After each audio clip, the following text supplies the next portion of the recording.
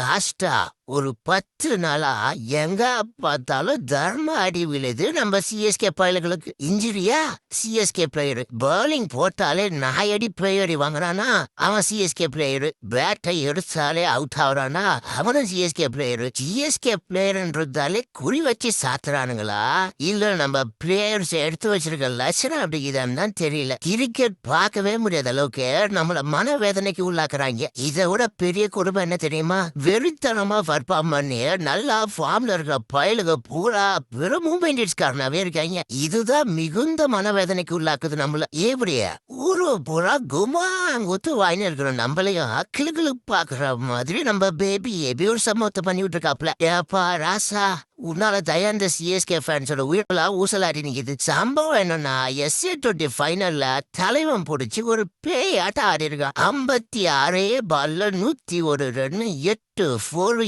7 6 strike rate என்ன தெரியுமா? 180. அப்பா ஏதோ இந்த மேட்ச் அடிச்சதுக்கு மட்டும் பில்டப் பண்ற நினைக்க போறீங்க. லாஸ்ட் 3 மேட்சாவே ஒத்தையா நின்று கேம் முடிச்சுன்னு இருக்கான். முன்னதான் வருவாப்புல பால பார்க்காம கண்ணா பின்னால பறக்க விடுவாப்புல போயிட்டே இருப்பாப்புல கவலைப்படாம.